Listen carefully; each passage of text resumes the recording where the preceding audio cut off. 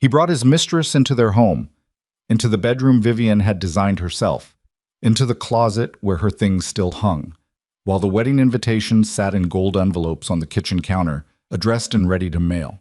She didn't scream, she didn't throw things. She stood in the doorway of that bedroom and looked at Arabella Voss lounging across the ivory duvet in a silk robe. And something inside Vivian Whitmore went very, very quiet. Not broken, not defeated. Done. If you've ever been replaced by someone who didn't deserve your position, if you've ever been treated like you were easy to swap out, then you already know what Vivian felt in that moment. And if you've ever wondered what it looks like when a woman stops fighting for someone who stopped being worth it, this is that story. Stay with us until the end. Subscribe to the channel so you never miss what comes next. Because the stories we tell here don't stop at betrayal. They go all the way through. Hit like and drop your city or country in the comments. I want to see how far this story travels. The rain came in sideways that Thursday evening, the kind that made Boston feel like it was trying to wash itself clean of something it couldn't name. Vivian Whitmore's car pulled through the iron gates of the Callaway estate at 7:30, her headlights cutting pale strips across the wet gravel drive. She had been in Hartford for 4 days, closing a deal that had taken 11 months to structure, and the only thing she'd wanted when she finally got on the highway heading north was a hot bath and 6 uninterrupted hours of sleep. She was not expecting flowers. She wasn't expecting Damien to be standing at the door with a bottle of champagne, either, though some part of her, the part she'd been quietly silencing for months, had still hoped for something. A text. A missed call with a voicemail attached, some small signal that her absence had registered. Her phone had stayed quiet for 4 days. She told herself it didn't matter. That was the kind of lie you tell yourself when you've been telling it for long enough that it starts to sound like the truth. The front door was unlocked. She noticed that first. Damien's security protocols were precise. He'd had the same 3-point lock sequence on every residence he'd owned since she'd known him, and the front door of the estate was never left unsecured after 9 in the morning. It was a rule she'd heard him enforce on his men in a voice that made grown men straighten their spines. The door swung open on her first turn of the handle. She stepped inside. The foyer smelled different. She registered it before she could name it. Something floral but heavy, the kind of perfume that announces itself rather than suggesting itself. It wasn't her scent. She'd worn the same one for 8 years, a dry amber fragrance she'd found in Paris that Damien had once told her smelled like something permanent. She set her suitcase beside the entrance table. The crystal vase that usually held dried white stems, her preference, which had taken 3 arguments to establish, was gone. In its place was a fresh arrangement of red peonies, elaborate and loud, the stems cut too short so the heads drooped slightly to one side. Vivian looked at them for a moment. Then she looked down. Beside the base of the table, tucked against the wall at an angle that suggested they'd been kicked off rather than placed, were a pair of heels. Strappy, high, the kind with a logo on the sole that was meant to be seen. They were not her size. She knew this without touching them. She stood there in her wet coat with her briefcase still in her hand, and she breathed. Her first thought, and she would remember this later with something close to dark amusement, was not rage. It was logistics. It was how long has this been happening and how much does she know? She was a financial strategist. 20 years of training her brain to locate the real problem beneath the presenting problem, to read the numbers other people cooked, to find the hidden line in a balance sheet that told the actual story. She was very good at it. And standing in her own foyer looking at another woman's shoes, she applied the same machinery. The perfume was layered, not fresh. The peonies were mid-bloom, which meant they'd been placed at least 2 days ago. The heels were dry despite the rain outside, which meant whoever they belonged to had been inside long enough for any tracked-in water to evaporate. She was still here. Vivian set her briefcase down with the same care she set it down every day. Then she walked upstairs. She didn't run. She didn't call out for Damien. She climbed the stairs with her hand on the rail the way she always did, her heels quiet on the runner carpet. And when she reached the landing, she turned left toward the master bedroom and she stopped at the doorway. The door was half open. The lamp on the far nightstand, her nightstand, the one she'd bought at an estate auction in Newport because the base was hand-turned oak, was on. The closet door on the right side, Damien's side, was open. The closet on the left side, her side, was also open. From where she stood, she could see that the hanging rod where her blazers and evening coats had lived for 3 years now held someone else's clothes. A dress in sapphire blue, a fur-trimmed jacket, a row of silk blouses in colors Vivian would never have chosen. Arabella Voss was sitting at Vivian's vanity. She had the vanity mirror lit up on all three sides, and she was pressing something against her cheekbone with a beauty sponge, and she was humming to herself quietly, like a woman alone in her own bedroom. She was wearing a pale silk robe. Her dark hair was loose. She was 31 years old, and she was gorgeous in the specific way that made certain men believe they had discovered something the rest of the world had missed. She looked up and saw Vivian in the mirror. For about 3 seconds, neither of them moved. Then Arabella lowered the beauty sponge to the vanity tray, to Vivian's vanity tray, the Italian marble one, and she tilted her head. She did not look frightened. She looked, and this was the thing Vivian would turn over in her mind for weeks afterward, faintly annoyed, like someone had interrupted something. "He said you weren't coming back until Friday," Arabella said. Vivian looked at her. She looked at the clothes in her closet and the robe on Arabella's body, and the way the sheets on her side of the bed were pulled back and rumpled, and she did the calculation, and she said, in a voice so level it surprised even her, "Where is he?" "Downstairs, study." Arabella picked the sponge back up. "He's on a call." Vivian turned and walked back down the hallway. She did not slam any doors. She did not stop to cry in the bathroom. She went downstairs, crossed through the main hall, and pushed open the study door. Damien Calloway was standing at the window with his back to her, phone pressed against his ear, one hand in his jacket pocket. He was 6'2" and built like a man who had never once in his adult life been afraid of what was on the other side of a door. He turned when he heard her enter, and something crossed his face, fast, involuntary. And then it was gone, replaced by the look she recognized. The composed, controlled face that he wore in rooms where he needed to remind everyone, including himself, that he was the one in charge. He said something brief into the phone and ended the call. "You're early," he said. "The deal closed yesterday," she said. "I drove straight back." He looked at her for a moment. Then he looked away toward the fireplace. He didn't offer an explanation, and he didn't apologize. And that specific silence, the kind that says, "I know you know, and I'm choosing not to address it," was the thing that cracked something open in Vivian's chest. Not the woman upstairs, not the shoes at the door. That silence. "How long?" she said. He was quiet for 3 full seconds. Then he said, "Vivienne." That's not an answer. He set his phone down on the desk. He had his hands flat against the leather surface, and he was looking at the phone like it might help him. "It's complicated." "It isn't, actually." She was calm. She could hear herself being calm, and it frightened her slightly. How steady her voice was when her whole chest felt like it was under hydraulic pressure. "How long has she been living here?" "She's not..." Stopped. Tried again. "It's not what it looks like. There are clothes in my closet, Damien. My things are gone and her things are in their place. I need you to tell me how long." He turned away from the desk and walked to the window again, like distance would help. 6 weeks, he said. "She's been here 6 weeks. 6 weeks. The wedding invitations had been approved for printing 8 weeks ago. They had tasted wedding cake together 7 weeks ago. 5 weeks ago, she had sat across from his mother at dinner and talked about centerpieces. "Did you tell her about the engagement?" Vivian said. It wasn't really a question. "She knows about it." His voice was careful in the way that meant every word was being selected for minimal damage. "Is she aware it's still on?" He didn't answer immediately. That was all she needed. She reached up and pulled the engagement ring off her left hand. It wasn't dramatic. Her hands were steady.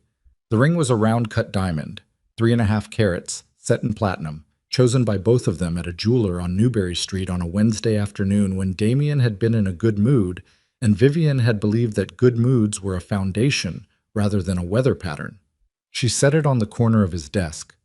"I'm going to sleep in the guest suite tonight," she said. "I'll be gone by Saturday morning." "Vivienne." His voice changed. Something dropped out of it. The control, the flatness. And underneath was something she might once have called feeling. "Let's talk about this. This doesn't have to be..." "You had 6 weeks to talk," she said, "and you used them to move her in." She left the study. She climbed the stairs without hurrying. She went past the master bedroom. She could hear that Arabella had turned on the television now, some low-volume background noise. And she went to the guest suite at the end of the hall, and she sat down on the edge of the bed in her coat, and she put her face in her hands. She didn't cry for long, maybe 4 minutes. The kind of crying that isn't grief exactly. More like the body releasing pressure it's been holding since long before the thing that finally opened the valve. She cried for about 4 minutes, and then she straightened up, and she pressed her palms flat against her thighs, and she thought. Because that was the thing about Vivian Whitmore. Even at the absolute bottom of a thing, she thought. She'd been 28 when she met Damian Calloway at a restructuring conference in New York, where she'd been presenting a paper on shell company detection, and he'd been the man in the back row who asked the only question she hadn't anticipated. She hadn't known then what he was, not fully. That understanding had come in pieces, over months, each revelation arriving after she was already in deep enough that leaving would require actual courage rather than simple preference. By the time she understood the full shape of who Damian was and what the Calloway name meant in certain rooms, she had already started protecting his legitimate businesses from the inside. She told herself she was doing it because the work was intellectually serious. She told herself the structure of his empire was genuinely complex, a puzzle worth solving. Both things were true. But the more honest truth was that she had fallen for a man who made her feel like her intelligence was an asset rather than a threat. And she had stayed for that feeling long past the point where the evidence supported it. In the last 2 years, something had shifted. Damian had started asking for her conclusions without her reasoning. He'd stopped reading the documents she prepared. He'd started redirecting her concerns about the Southport Harbor development, a $300 million mixed-use project that had structural debt problems she'd flagged in writing, twice, with the phrase, "I have people for that." She was the people for that. She had always been the people for that. And in the guest suite of the house she'd decorated and managed and kept, sitting in her coat at 7:45 on a Thursday evening, she finally allowed herself to name it. He had stopped seeing her as a partner.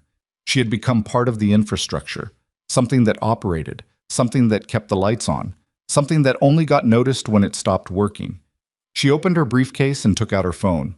There were 11 messages she hadn't answered, 3 from colleagues, 1 from her assistant, 1 from her mother, who was capable of sensing disturbance the way some people sensed weather, and 1 from Adrian Blackwood, sent 2 days ago, short and without any apparent subtext.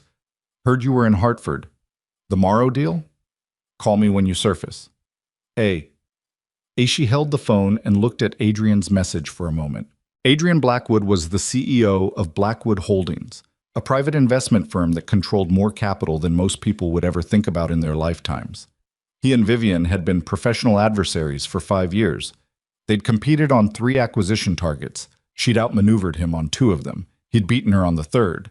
And somewhere in the course of that competition, they developed the kind of respect that's built on repeated tests and honest outcomes. I was 44, private in the way that very powerful people sometimes were, and he was the only person in Vivian's professional circle who had ever, even once, asked her what she actually wanted rather than what she was planning.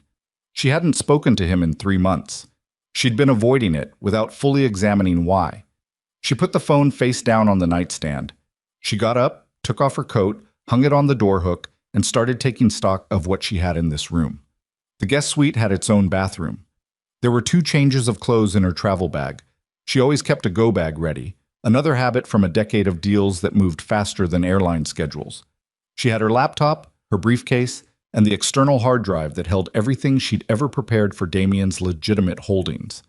She had more than she needed, actually. That thought arrived with a clarity that felt almost violent. She'd been maintaining parallel infrastructure without realizing it. Not out of strategy, she hadn't planned any of this, but out of a professional reflex she'd developed long before she ever walked into Calloway's orbit.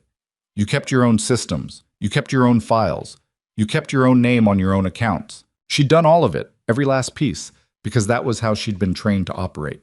She opened her laptop and pulled up the financial model she'd been running on Southport Harbor. She'd been updating it monthly, adding new variables, tracking the delinquency patterns in the project's secondary financing. The model was currently showing a 14% probability of catastrophic restructuring within 18 months if certain debt triggers weren't addressed. She'd submitted the model to Damian's office in a formal report 9 weeks ago. She knew for a fact now what he had been doing 9 weeks ago. She closed the laptop. Downstairs, she could hear the low, indistinct sound of a conversation. Damien talking to someone. She couldn't make out the words. Just the cadence, that particular rhythm he had when he was managing a situation he hadn't anticipated. The tone was careful, controlled, the same tone he'd used on the phone before he noticed her standing in the doorway. She thought about what it had cost her, the years of making herself available, the years of caring more about the stability of his empire than about her own accumulation. She had her firm, yes. Whitmore Advisory had its own clients, its own revenue, its own reputation. She wasn't dependent on him financially. She had never allowed herself to be. But she'd given him something more valuable than money. She'd given him her full attention, her best thinking, her willingness to protect something she didn't even own. And he had filled the closet on her side of the room with sapphire dresses while she was in Hartford closing an 11-month deal. She reached for her phone again, and this time she opened Adrian's message. She typed, "The Morrow deal closed yesterday. I'm back in Boston. Are you available this week?" She looked at the message for a moment. Then she sent it. Outside, the rain was still coming down, steady and indifferent, the way rain always is. Somewhere downstairs, a door closed. She heard footsteps on the stairs, heavy, deliberate, the walk of a man who was coming to say something he'd spent 20 minutes preparing, and she got up and turned the lock on the guest suite door with a small, quiet click before the footsteps reached the landing. There was a pause, then his voice, close to the door. "Vivienne." She sat back down on the edge of the bed. "We should talk," he said. "Not like this. Through a door isn't—" "I'll be out before Saturday morning," she said. "You don't need to worry about logistics." Another pause. "I don't want you to leave." The thing was, she almost believed that. She almost believed it was true in the way he meant it. That somewhere in the part of Damien Calloway that was capable of honesty, he did not want her to physically leave this house. But wanting someone to stay and having made choices that kept them was not the same thing, and she was done confusing the two. "Good night, Damien," she said. She heard him stand there for another moment. Then she heard him walk back down the hallway toward the master suite, toward the woman in the silk robe and the sapphire dresses, and she listened until the sound faded. Her phone lit up. Adrian Blackwood. Not a text. A call. She stared at the screen for one ring, two. Then she answered. "I wasn't expecting you to call," she said. "I wasn't expecting you to text at 9 p.m., he said. "Are you all right?" It was such a direct question. No softening, no social buffer, no performing of not asking. Just, "Are you all right?" She had forgotten that was something people could do. "No," she said. "Not particularly." A brief quiet on the line. Then, "Do you want to talk about it? Or would you rather tell me about the Morrow close?" Despite everything, the 4 minutes of crying, the ring on the desk, the footsteps in the hallway, all of it, she laughed. A short, real laugh that surprised her. "The Morrow close is considerably less complicated," she said. "Then start there," he said. "We can get to the rest." She leaned back against the headboard of the guest suite bed, in the house she no longer belonged to, and she started to talk. She talked to Adrian for 40 minutes. Not about Damien, not directly. She talked about the Morrow acquisition, the 11 months of structural negotiation, the last-minute financing gap she'd bridged by repackaging a secondary debt instrument in a way the opposing counsel hadn't anticipated. She talked about it clinically, precisely, the way she always talked about work, and Adrian listened the way he always listened, which was without interrupting and without performing interest. He was actually interested. That had always been the disorienting thing about him. At some point, she stopped talking about Morrow, and there was a pause, and she said, "He moved her in 6 weeks ago." Adrian didn't say anything for a moment. Then, "The wedding's in 3 months." "Yes." "And the invitations?" "Already approved for print." Another pause. Not uncomfortable. He wasn't scrambling for the right thing to say. He was just absorbing it. "Where are you right now?" he asked. "Guest suite. I locked the door." "Okay." A beat. "Do you need somewhere to be tomorrow?" It wasn't phrased as an offer exactly. It was phrased as a practical question, the kind you ask when you understand that what someone needs isn't comfort, it's logistics. She had always appreciated that about him, even when she hadn't fully admitted it to herself. "I need to get my things out of that house," she said, "and then I need to think." Both of those things are manageable, he said. She closed her eyes. Adrian. Yeah, I'm going to be fine. I know you are, he said. And he said it without hesitation, without the soft, reassuring cadence people used when they were trying to convince someone of something. He said it like a fact. Get some sleep. Call me in the morning. She hung up and sat in the dark of the guest suite for a while. The rain had slowed to something quieter. She could hear it against the window, and underneath it, faint and indistinct, the sound of a television through the wall. She slept 3 hours, maybe 4.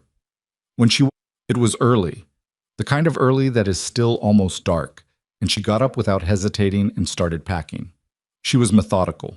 She was always methodical when she was operating from damage. It was a reflex she'd developed young, the ability to narrow the world down to the immediate task and work through it without letting the larger weight of the thing land on her all at once. She packed her clothes from the guest closet, her toiletries from the guest bath, her laptop and the hard drive and the briefcase. She went down the hall to her home office, the room she'd built out herself, the one with the built-in shelving and the secondary phone line and the filing cabinet she'd bought at an office surplus store because it locked properly, and she took every document she'd ever kept there, client files, her own firm's records, the research she'd compiled on Southport Harbor. She did not go into the master bedroom. She had nothing left in there that she wanted. By 6:15, she had 4 bags by the front door. She called a car. She stood in the foyer looking at the red peonies which had dropped another few petals overnight, and she thought about taking the crystal vase back. It had been hers, a gift from her mother years ago. And then she thought about the weight of it in her hand and decided she didn't want it anymore. She heard movement upstairs at 6:42. Heavy footsteps, then lighter ones, then the sound of water running. She was outside and in the car before either of them came downstairs. She went to her office. She had a standing desk and a couch she'd bought for the night she worked too late to bother going home, and she sat on the couch with coffee from the place on the corner, and she opened her laptop and she looked at the Southport Harbor model for a long time. The numbers had gotten worse since her last update. She could see it in the secondary financing structure. A balloon payment coming due in 14 months, secured against projected lease income that the current commercial market would not support. The projection gap was widening. Someone needed to restructure that debt within the next 60 days, or the entire development could cascade. She had told Damien this. She had put it in writing. She had sat across a conference table from his financial director and walked through it line by line. She closed the laptop. Her assistant, Noelle, arrived at 8 and took one look at her and said, "Do you want me to cancel your 9 o'clock?" "No," Vivian said. "I want coffee and the Morrow post-closing checklist." "Vivian." "I'm fine, Noelle." Noelle looked at her for another moment, with the particular expression of someone who knows better and has chosen, for today, not to say so. Then she went and got the coffee and the checklist.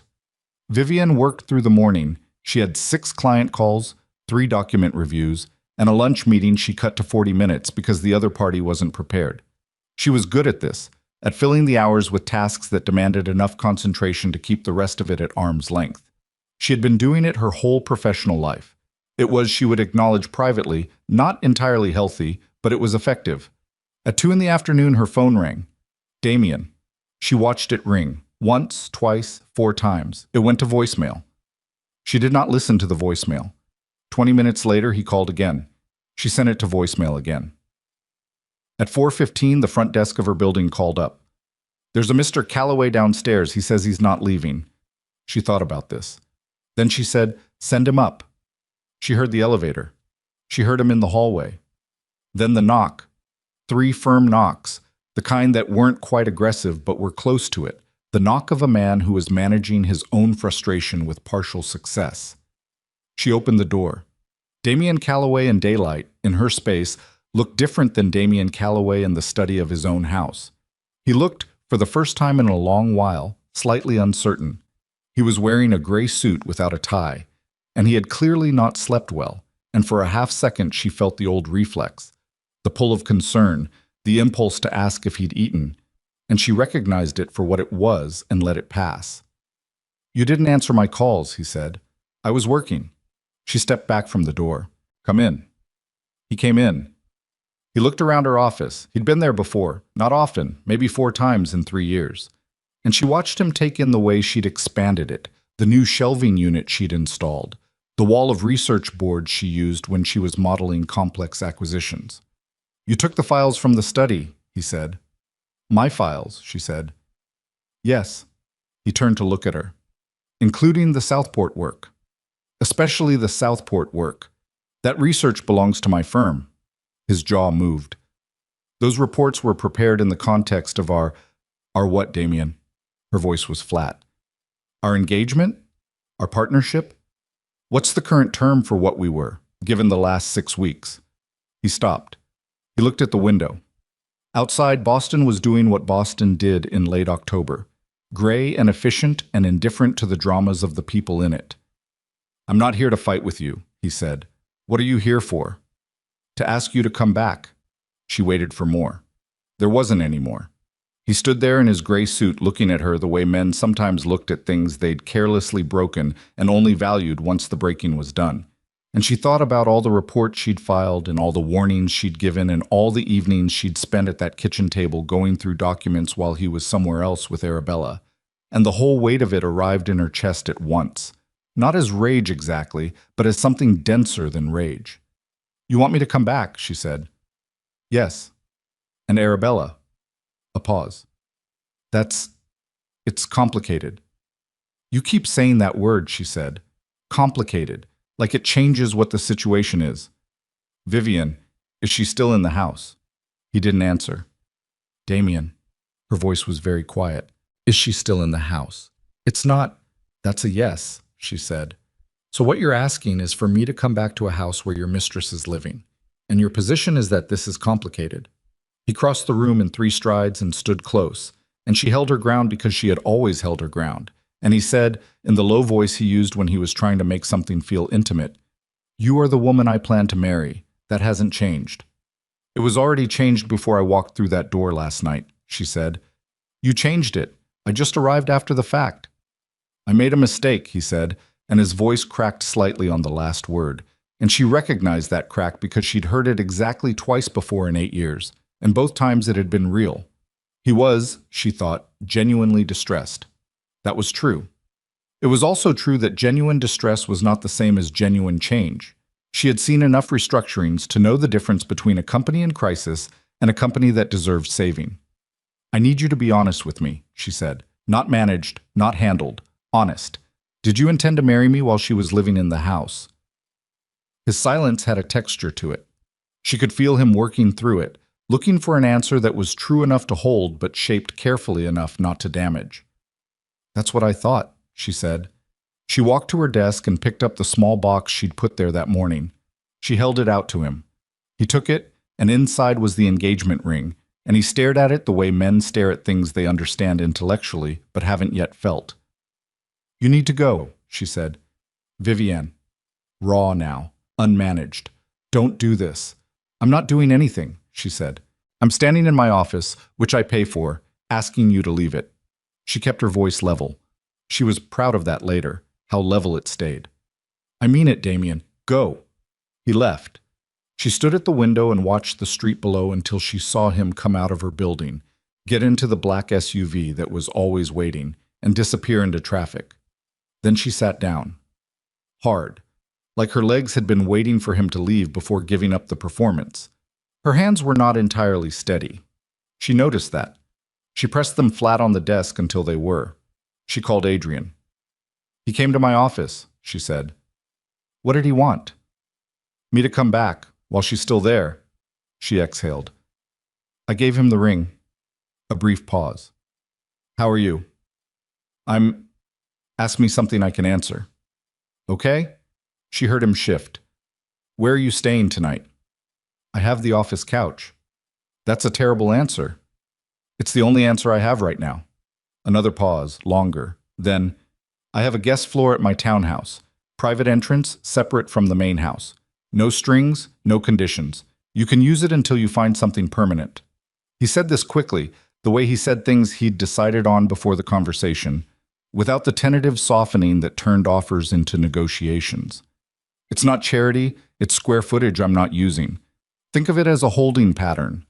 She thought about it. She thought about the Callaway estate and the red peonies and the guest suite with the locked door, and Damien standing in her office looking at the ring in its box. "Okay," she said.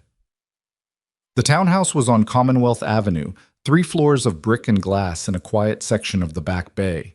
The guest floor was, as Adrian had said, private. Its own entrance from a side alley, its own kitchen, 2 rooms that were clean and spare and completely without personality, which suited her exactly right.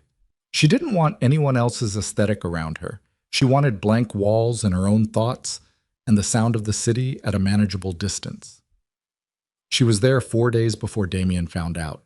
She didn't know how he found out. His network was what it was. But on the 5th morning, a black SUV was parked on the street outside the side entrance when she left at 7 a.m., and Reggie, who had been Damien's head of close security for 12 years, was standing beside it. "He'd like to see you," Reggie said. He said it with the careful neutrality of a professional who'd been asked to do something he wasn't sure was a good idea. Reggie had always been decent to her. She didn't hold this against him. "Tell him I'll be in touch when I'm ready," she said, and she walked past him. She heard the car start and follow her to the corner at a crawl, then stop. She didn't look back. That afternoon, she got a call from Damien's mother. Eleanor Calloway, 70 years old, sharp as anything, and possessed of the specific social power that came from having been the wife of Vincent Calloway for 41 years. Eleanor never called Vivian directly. They had a cordial relationship built on mutual assessment, each of them recognizing in the other a precision that most people around them lacked, but direct calls were not their mode. "I understand the situation has changed," Eleanor said, without preamble. "Yes," Vivian said. "Damien is—" A pause. Eleanor choosing her words with the same care she'd always applied to everything. "He's made it very difficult to defend him." "I'm not asking anyone to defend him." "I know, that's not why I called." Another pause. "I called to tell you that whatever you decide, I hope you'll take care of yourself, properly, not just in the way you think you should." Vivian held the phone and felt something press at the back of her eyes. She controlled it. "Thank you, Eleanor." "I'd like to have lunch," Eleanor said. "Not to negotiate anything, simply to have lunch." "I'd like that too," Vivian said. She hung up and stared at the ceiling of the spare room and breathed through the tightness in her chest until it passed. It was Adrian who suggested it first, and he suggested it the way he suggested things. Not as pressure, not as strategy, but as a logical extension of observable facts. They were sitting in his main kitchen, which was where they'd ended up most evenings, her with the Southport files and him with whatever he was reviewing, a habit that had assembled itself without either of them deciding on it. She'd made dinner 4 nights running because she cooked when she was stressed, and his housekeeper only came on Mondays. And somewhere in the course of the week, they'd started occupying the same space the way people did who'd long since stopped performing comfort around each other. He had the Southport model open on his own laptop. She'd shared it with him because he'd asked to see the methodology, and she trusted his read. And he was quiet for a long time, scrolling through it. "This is bad," he said. "I know." "How long has he had this?" 9 weeks. He looked at her. And nothing. He had other priorities. Adrian sat back in his chair. He had the look he got when he was working through something large. Not frustrated, not performatively concerned, just present with the full weight of it. "Vivian, there's a 14-month window before this thing triggers a default cascade. If someone doesn't restructure the secondary debt in the next 60 days, the entire project goes into emergency proceedings." "I know," she said. "And you're the only person who fully understands the structure." "I know that too." He was quiet for a moment. Then, "You're not going to offer to fix it for him?" "No," she said. "I'm not." And she meant it, and he heard that she meant it, and he nodded once. The conversation moved on. They talked about Blackwood Holdings, about a port acquisition he was considering in Baltimore, about a regulatory shift in commercial zoning that affected both of them in different ways. They talked until 11, which was later than she'd intended, and when she finally stood up to go to the guest floor, he looked at her across the kitchen and said, in a tone that was completely even, "I've been thinking about something." She waited. "Marry me," he said. She stared at him. "I don't mean—" He stopped, recalibrated. "I'm not asking because of Damien. I want that to be clear. This isn't about him. It never has been." He picked up his coffee cup, put it back down without drinking. I've been watching you think for 5 years. I've been watching you be better than every room you walked into and shrink yourself down to fit whatever space someone decided to give you. And I have. He stopped again. This was, she realized, Adrian at the edge of his own composure. She hadn't seen that before. I have wanted to say that for longer than I'm going to tell you tonight. And I understand if your answer is no. I'm not asking you to decide right now. I'm asking you to think about it. The kitchen was quiet. Outside the windows, Commonwealth Avenue was doing its late-night thing, taxis and bicycles and the occasional voice. She looked at Adrian Blackwood, whom she had known for 5 years and underestimated for most of them, and she thought about the last 8 years, about all the rooms she'd walked into sideways, about the files she'd kept and the warnings she'd given and the ring she'd taken off and put in a box. I don't need to think about it, she said. His expression shifted. Yes, she said.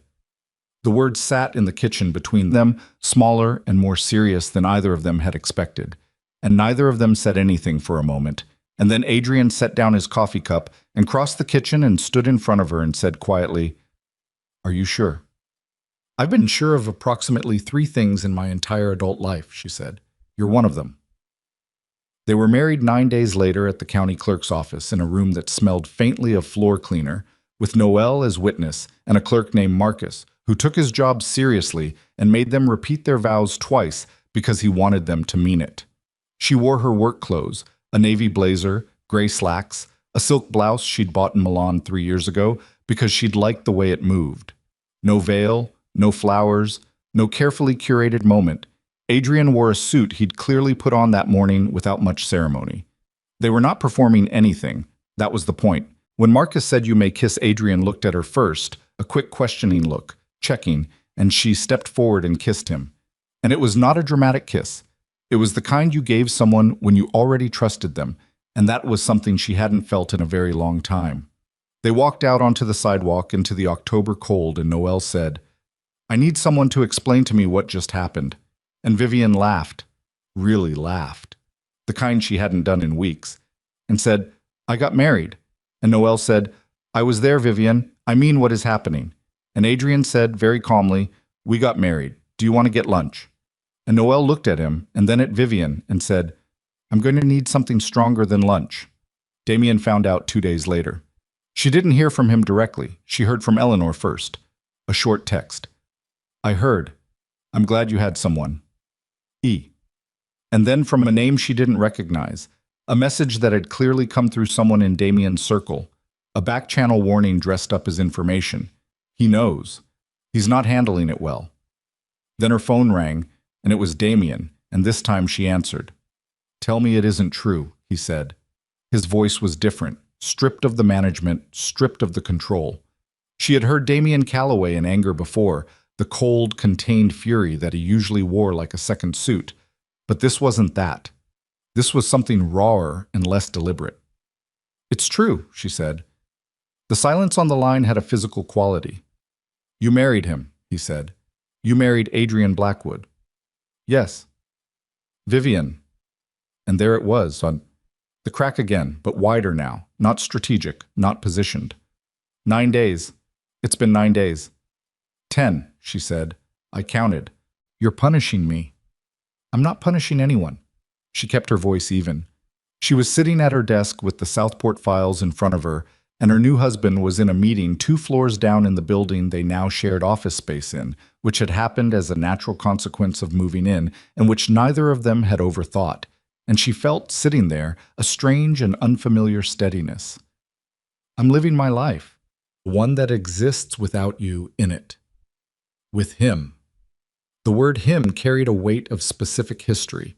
5 years of professional competition, 2 acquisition battles, the long territorial awareness between 2 powerful men who had never directly collided. Of all the... Damien, she cut him off. Don't. He's my competitor, Vivian. You know what this looks like. I don't care what it looks like. I care what it is. A pause. When he spoke again, his voice had dropped to something almost quiet. What is it? It's a marriage, she said. A real one. The kind where someone actually sees you.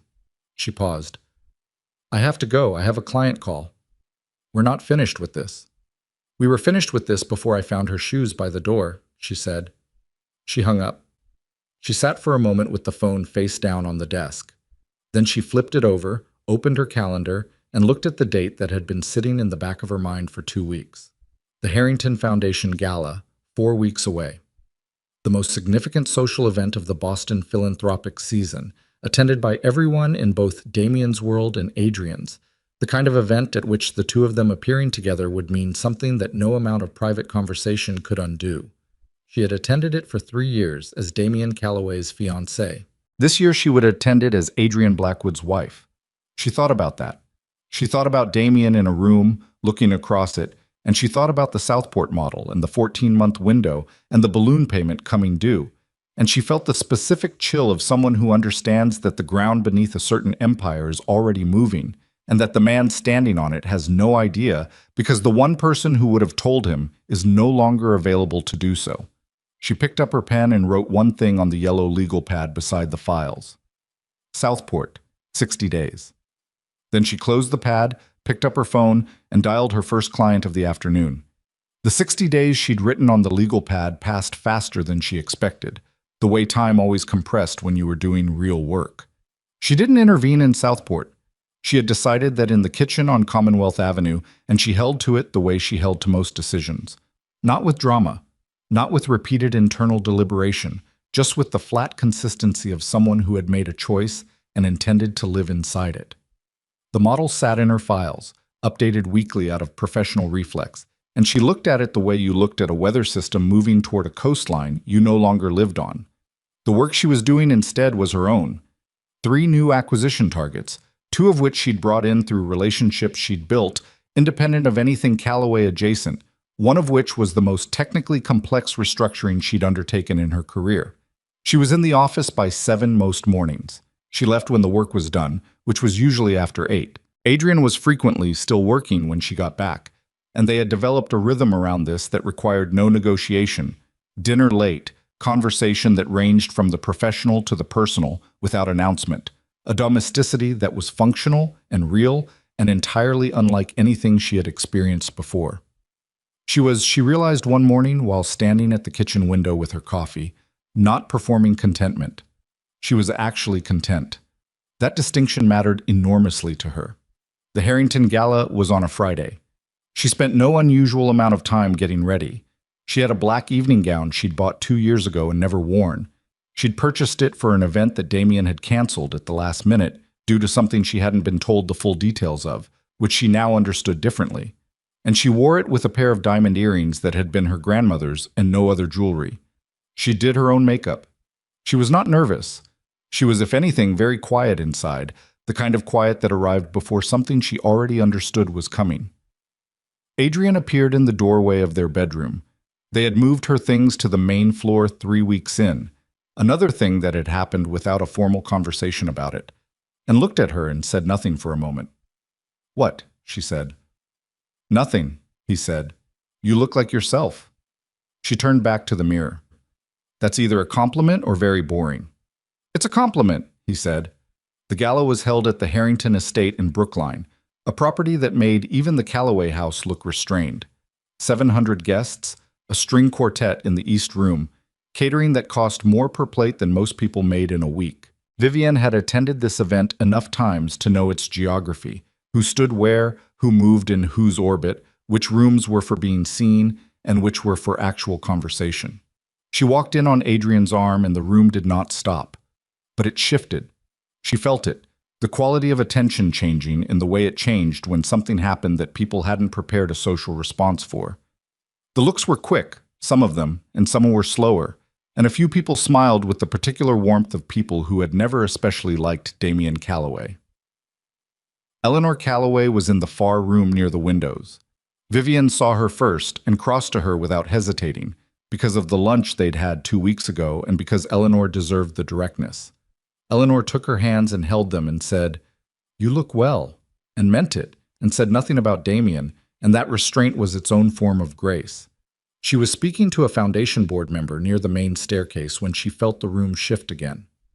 Damien had arrived. She didn't turn. She kept her face toward the board member and continued the sentence she'd been in the middle of, and she felt Adrian beside her, steady, his hand not moving but his weight subtly present, and she finished the sentence and smiled and thanked the board member and then turned.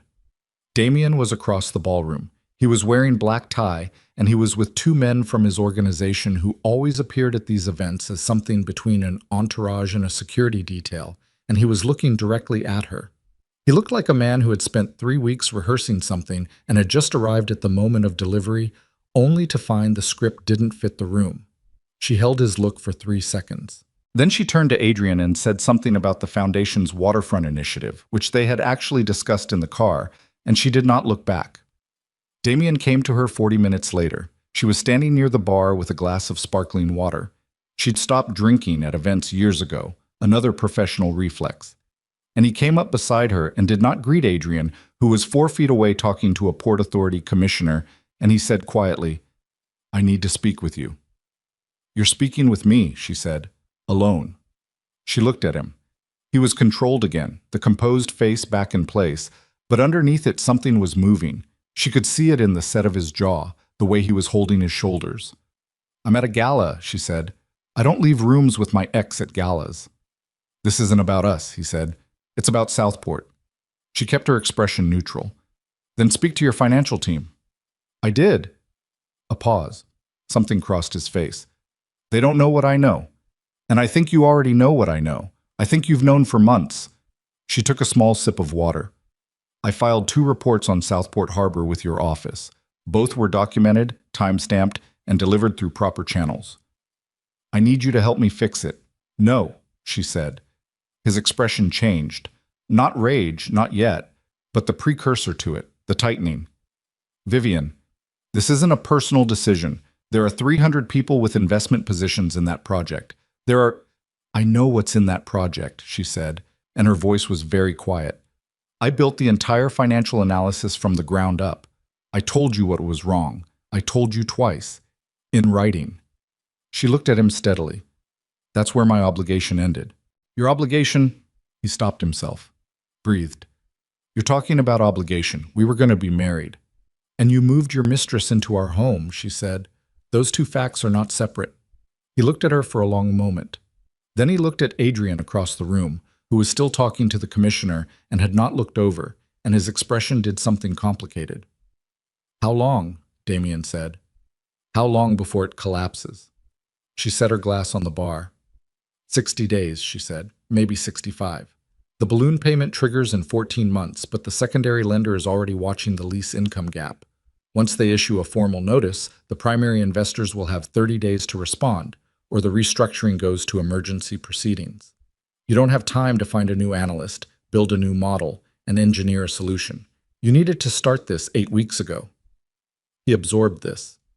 She watched him do it, the way the scale of it settled onto him, the things she'd warned him about becoming real in a way it hadn't been when it was only numbers on a report. "Then help me," he said. "I can't do that," she said. "You won't." "Both," she said. She picked up her glass and walked back toward Adrian. She thought that was it. She thought the night was done. The moment everyone in the room who'd been watching had seen what they needed to see, and it would disperse into the usual channels of social information and eventually become a story people told at dinners. The woman who walked out on Damien Calloway and walked back in on Adrian Blackwood's arm. The professional irony of Southport, the wedding that didn't happen and the one that did. She thought she understood the shape of the evening. She was wrong. She found out what she didn't know at 11:17 p.m., standing in the corridor off the East Room while Adrian went to get her coat. She was checking her phone, force of habit, the end-of-event sweep of messages, when she saw the name on an email that had arrived 40 minutes ago and hadn't registered until now. Marcus Hale. Marcus Hale was a name she hadn't seen in 4 years. He was a forensic accountant she'd worked with briefly during a securities investigation that had touched, tangentially, the outer edge of Damien's legitimate business holdings. The investigation had been closed without findings. She had believed at the time that the closure was clean. The subject line of the email was, "Regarding Whitmore Advisory. I think you need to see this." She opened it. She read it once. Then she read it again. Then she stood in the corridor with the sound of the string quartet coming through the wall and the sounds of 700 people doing what 700 wealthy people did at galas. And she read the email a third time because the third time was when it stopped being possible to find an alternative interpretation. Marcus Hale had found something in his current work. He was on a federal task force audit now, she gathered, something she hadn't known. And what he'd found involved a document that bore her firm's name, Whitmore Advisory. Her firm. A financial opinion letter formatted on her firm's letterhead, apparently prepared approximately 14 months ago, which had been submitted to a secondary lender as part of the Southport Harbor financing package. She had not written that letter. She had not authorized anyone at her firm to write it. The letter, Marcus had attached a partial copy, enough for her to see the structure, contained projections and an opinion on the financial viability of the Southport project's commercial lease assumptions. The projections were not accurate. They were not conservative estimates or reasonable professional differences. They were fabricated. The lease income numbers were 70% higher than any defensible market analysis would support. The letter had been used to secure $40 million in secondary financing, and it had her signature on it. Not a signature she had signed. She knew her own signature with the exactness of someone who had been signing financial documents for 20 years. But it was a version of her signature, close enough that anyone who didn't know her specific pen pressure and the particular way she formed the double V in her name would not question it. Someone had used her firm's letterhead and a forged version of her signature to produce a fraudulent financial opinion that had helped float a failing project for an additional 14 months. The cold came from the inside out. She had felt shock before, professional shock, personal shock, and she knew the physiological signature of it, the way the extremities went distant and the chest contracted. She let herself feel it for approximately 30 seconds. Then she folded the phone, put it in her clutch, and stood up straight. Adrian appeared with her coat. He looked at her face. "What happened?" he said immediately. "I need to get home," she said. "Right now. And I need you to drive because I need to be on my phone the entire way." He didn't ask anything else. He put the coat around her shoulders and he got them out of the gala in 4 minutes, which was impressive given the crowds. And once they were in the car on the dark road heading back toward Commonwealth Avenue, she called Marcus Hale. He answered on the second ring. He was clearly awake, clearly expecting her call, and he said, before she could speak, "I'm sorry you found out this way. I debated sending that tonight, but I thought you needed time before this becomes official." "When does it become official?" she said. "The task force submits its preliminary findings Monday. Your firm's name is in those findings as the source of the opinion letter. At this stage, they don't know it's fraudulent. They think it's a genuine professional opinion that turned out to be catastrophically wrong." "Which is worse," she said, "in some ways." "Yes," he said. "A bad opinion can be professional negligence. If they think it's genuine, you're looking at a negligence investigation of your firm, your license, your client relationships. I understand what I'm looking at." She pressed her palm against her knee. "Marcus, who had access to my firm's letterhead 14 months ago?" A pause on the line. "I was hoping you could tell me that," she thought. 14 months ago. She had been... Where had she been? Deeply embedded in Damien's orbit, that was where. Working out of both her own office and the Callaway organization's legitimate business Huddle Street. She had given standing access to her professional correspondence templates to exactly 3 people outside her own staff: her attorney, her accountant, and Damien's administrative director, a man named Greaves, who had coordinated between her firm and Callaway Holdings for 2 years. She told Marcus. "All 3 names. I'll need to verify," he said, "but I need you to do something before Monday. You need to file a formal complaint with your state licensing board stating that the opinion letter was produced without your knowledge or authorization. You need to do this before the task force report drops, or it looks like a defensive move after the fact." "It's Friday night," she said. "The emergency line is..." "I know what the emergency line is," she said. "I'll handle it." She ended the call. Adrian was driving with his eyes on the road and his hands in the correct position on the wheel, and she looked at him and said, "Someone forged my signature on a fraudulent financial opinion that was used to float the Southport project."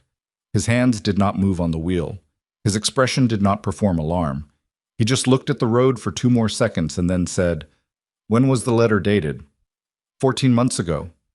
Before your report's warning about the project." "Yes," she said. 8 weeks before my first formal warning." He was quiet for a moment. "So someone at Callaway Holdings knew the project was troubled, used a forged version of your opinion to secure additional financing, and then let you file accurate warning reports afterward that were ignored. That's what the documents suggest. Your name is on the fraudulent letter. Your name is on the warnings. One of those will be used to make you look incompetent or complicit, and the other one will be buried. Yes, she said. He pulled on to Commonwealth Avenue. The streetlights made orange patterns across the windshield. Who had access to your letterhead? 3 people. One of them is Damien's administrative director. Another silence, longer. She watched his jaw. Adrian, she said, I need you to not do whatever you're thinking about doing right now. I'm thinking about calling my attorney, he said, which was plausibly true and also plausibly not the entire truth. Call your attorney, she said, and then call mine. They were up until 3 in the morning. Her attorney, Diane Chu, who was 62 years old and had the effect of someone who had long since stopped being surprised by the creativity of human wrongdoing, arrived at the townhouse at midnight and sat at their kitchen table with the email and the partial attachment and said, very quietly, all right, let's walk through this from the beginning. They filed the Emergency Licensing Board complaint at 1:47 a.m. through the after-hours digital system. Diane prepared an accompanying letter that laid out the forgery claim clearly and attached the partial documentation Marcus had provided. It was time-stamped, which mattered. It was before Monday, which mattered more. At 2:15, while Diane was organizing the filing confirmations, Vivian's phone rang. Unknown number, Boston area code. She answered. Ms. Whitmore. A man's voice, older, formal, with the particular formality of someone who had developed it as a weapon rather than a social tool. This is Vincent Calloway. She went very still. Adrian, across the table, looked up. Vincent Calloway was 80 years old. He had run the Calloway organization for 4 decades before handing formal authority to Damien 7 years ago. And the word formal was doing significant work in that sentence. He did not call people. He summoned them. Mr. Calloway, she said. I understand you've had an eventful evening, he said. She said nothing. I also understand, he continued, that you received a communication from a federal auditor this evening regarding a document bearing your firm's name. The cold that had started at the gala deepened by several degrees. He knew about Marcus Hale's email. He knew the contents, which meant either someone in the task force had a leak, or Marcus Hale had informed someone before he informed her, or Vincent Calloway's reach into certain professional networks was longer than she had assessed. I'm aware of the document, she said carefully. Good. A pause. Then you understand that what happens next depends very significantly on choices made in the next 48 hours. Mr. Calloway, if you're suggesting, I'm not suggesting anything. His voice was perfectly even. I'm informing you. There are people who are prepared to confirm that the opinion letter was produced with your full knowledge and authorization. There are also people who are prepared to confirm that it was not. Which set of people becomes relevant depends on the direction you choose to take this. Vivian looked at Adrian. He was watching her face with the complete stillness of someone reading a situation in real time. You're offering me a choice, she said. I'm describing a landscape, Vincent said. The landscape being, cooperate with containing this, and the forgery stays buried. Don't cooperate, and I'm the one who looks complicit. A brief silence. You've always been perceptive, he said. That was never the problem. Something moved through her. Not fear, not exactly, though fear was part of it. Something with more structure than fear. Fury with architecture. And what does cooperation look like, she said. A withdrawal of the complaint filed this evening, he said. And a statement, prepared by counsel we provide, attributing the letter to an internal error at your firm. Professional correction, no criminal implications. The task force moves on. And the project collapses anyway, she said. And someone at your organization walks away from $40 million in fraudulent financing, and my name absorbs the professional damage as an incompetent analyst rather than a forged one. The project situation is being managed, he said. It is not, she said. I built the model. I know exactly what can and cannot be managed in the time remaining. You're describing an impossibility as a reassurance. Another pause, longer this time. What is it you want, Ms. Whitmore? I want to speak to whoever forged my signature, she said, by name within 24 hours, and I want documentation of the production of that letter, who ordered it, who executed it, and when. That's not a reasonable ask. Neither is asking me to sign a false statement, she said. So we're both being unreasonable. The difference is that I have a time-stamped complaint filed with the licensing board, and you have a phone call you shouldn't have made from a number that's now in my recent calls. Silence. 24 hours, she said. Good night, Mr. Calloway. She hung up. The kitchen was very quiet. Diane had looked up from her papers at some point during the call and had not looked back down. Adrian was still watching Vivian with that complete stillness. That was Vincent Calloway, she said. I gathered, Adrian said. He knows about the filing already. At 2 a.m, Adrian's voice was absolutely flat, which means he either has someone in the licensing board system or he had advanced knowledge of what Marcus Hale was going to send you. Yes, she said. Diane set down her pen. Vivian, what just happened on that call puts this in a significantly different category than a forgery dispute. I know, Vivian said. If Vincent Calloway is personally involved in the origin of that letter, I know what it means, Diane. She did know. She had known it, she thought, somewhere beneath the surface of conscious assessment, since she'd read Marcus's email the third time in the corridor at the gala. She had known it the way you knew things you weren't ready yet to say out loud. The letter had not been produced by a rogue administrator trying to cover a bad investment. The letter had been produced deliberately, as a mechanism, by someone who understood precisely how to use her professional credibility to buy time for a project that was already terminal, and who had understood that her warning reports, when they came, would either be ignored or would create the impression that she'd caught her own earlier error and was trying to distance herself from it. She had been used. Her name, her expertise, her professional reputation, used as collateral for $40 million of fraudulent financing. And she had walked through the last 14 months completely unaware of it, filing careful reports and updating models and believing her biggest problem was a man who replaced her with a woman in a silk robe. She stood up from the kitchen table. Where are you going? Adrian said. To get a glass of water, she said. And then I need you and Diane to help me understand exactly what criminal exposure the person who ordered that letter is carrying. Because that documentation I asked Vincent Calloway for, I have 24 hours to make him believe I'll stay quiet if he produces it, and 24 hours to build an alternative that doesn't require me to stay quiet at all. Adrian stood up. Sit down, she said. I mean it. I need you thinking, not acting. He sat down.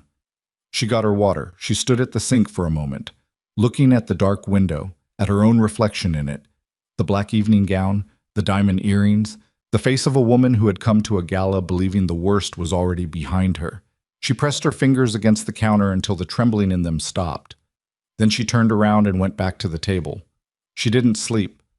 She sat at the kitchen table until 4:30 in the morning with Diane on one side and Adrian on the other, and a legal pad between them that had gone through 6 pages of notes. And somewhere around 3 a.m., she stopped feeling the exhaustion and started feeling something cleaner. The specific clarity that arrived when you'd stripped a problem down to its actual structure and could see the load-bearing walls. The problem had 3 components.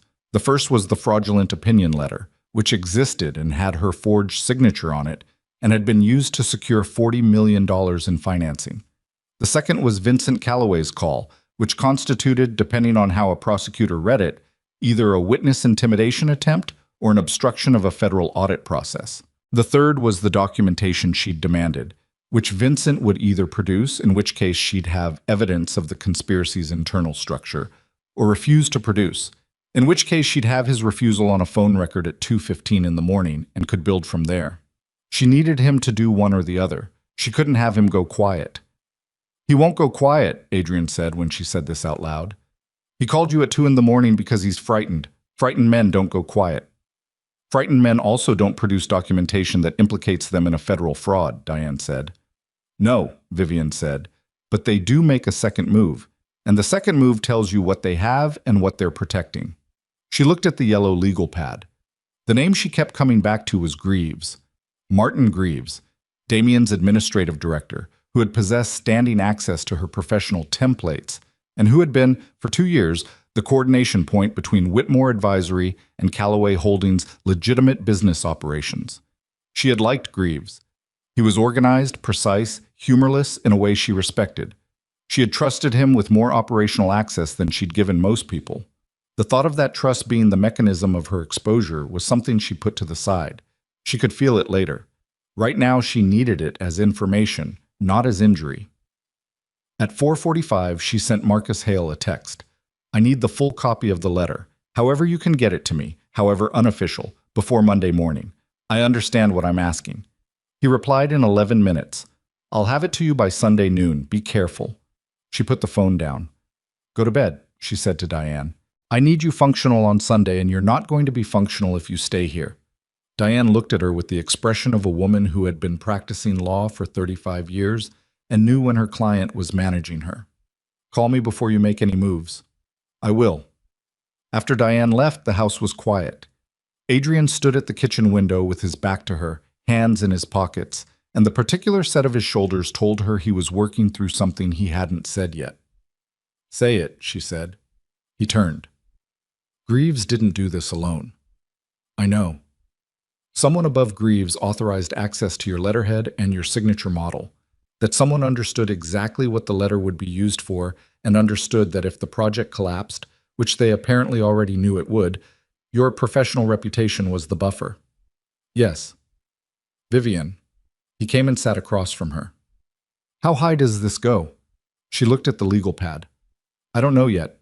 Greaves reported to Damien, but that call tonight was Vincent, which either means Vincent found out independently and is managing his son's exposure, or Vincent ordered it and Damien doesn't know. Or Damien knows and Vincent called me without Damien's knowledge because he doesn't trust Damien to handle it. Adrian was quiet for a moment. 3 scenarios. 3 scenarios. One piece of documentation changes which one is true. She went to bed at 5:15. She lay in the dark and listened to Adrian's breathing beside her and stared at the ceiling and felt the shape of the thing.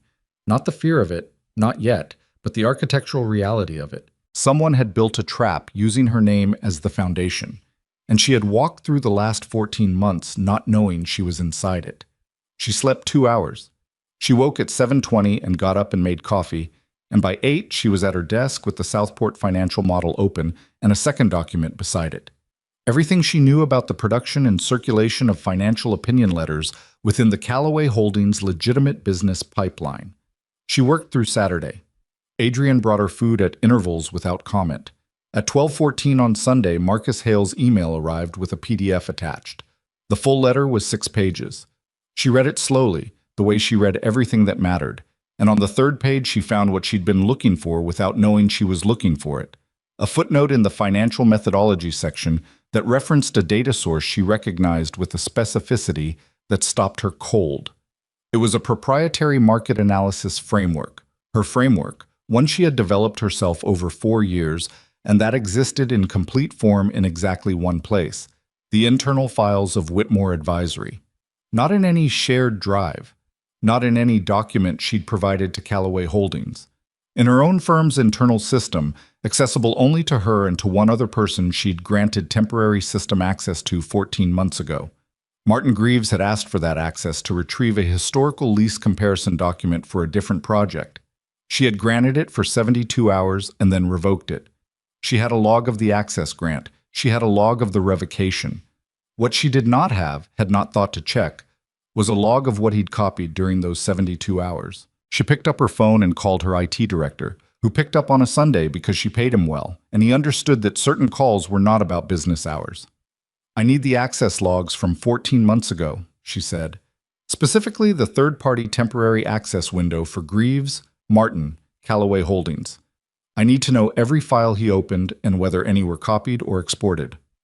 Give me an hour, he said. It took 40 minutes. When the report arrived in her inbox, she opened it, and there it was. The proprietary framework document, opened twice during the access window, and on the second open, exported as a PDF at 11:47 p.m. on a Tuesday. 14 months ago. The framework was in the fraudulent letter. The framework had been taken from her system without her knowledge during a temporary access window. The access window had been granted to Martin Greaves. Greaves worked for Damien Callaway and reported to the Callaway Holdings administrative structure, which had, at its top, Vincent Callaway. The chain was not complete, but it was close enough. She printed the access log. She printed the relevant pages from the fraudulent letter.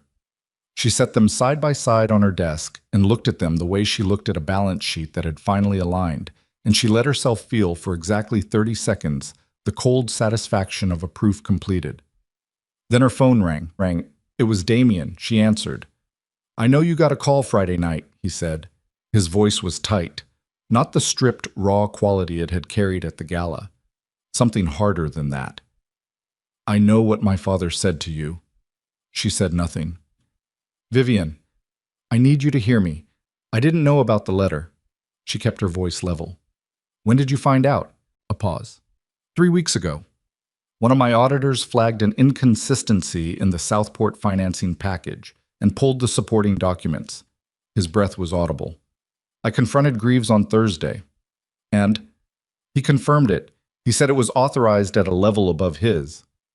"Above his means your father," she said. Silence.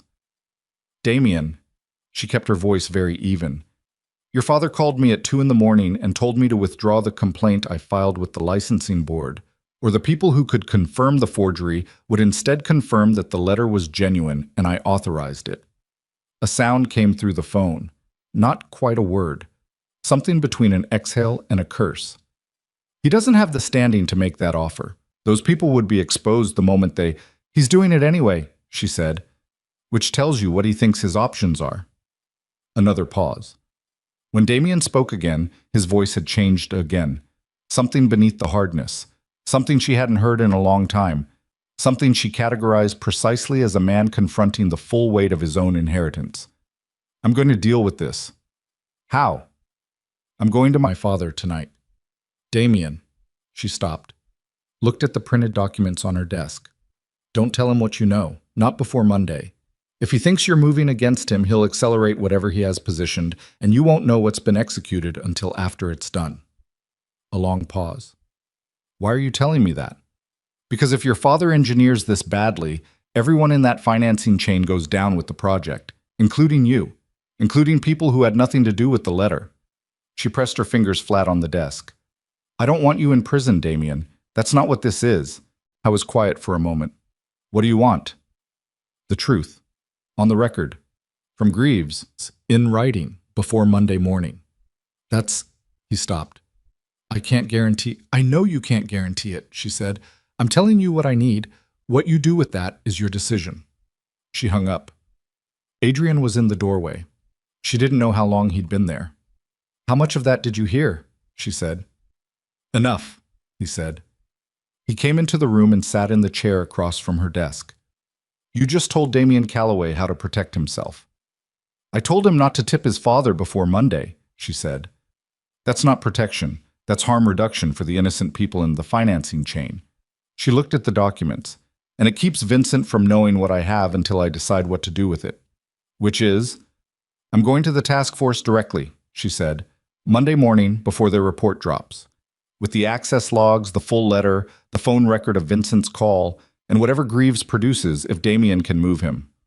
And if Greaves doesn't produce anything, then I go with what I have," she said, "which is enough." Adrian looked at her for a moment. "This will be public," he said. "When the task force acts on this, it becomes a federal proceeding. Your firm's name is in the founding documents regardless of outcome." "I know." "Your clients will see it before they see the resolution." "I know that too." He was quiet for 3 seconds. "You've already made the decision." "I made it Friday night in the corridor," she said. "I'm just catching the rest of the details up."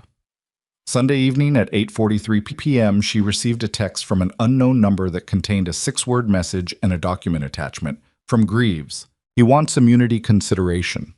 The document was a written statement, 4 pages, witnessed by a notary, and dated that afternoon. It named the person who had ordered the production of the fraudulent opinion letter. It described the process by which her letterhead had been used, and her signature had been replicated from a document in her own files. It described the instruction chain and the date and the specific intent. To create the appearance of professional endorsement for a financing package that Calloway Holdings' internal analysis had already determined was not serviceable. The name at the top of the instruction chain was not Damien, it was Vincent. She read it twice. Then she forwarded it to Diane and to Adrian, and then she called Diane and said, "We have it." Diane was quiet for a moment.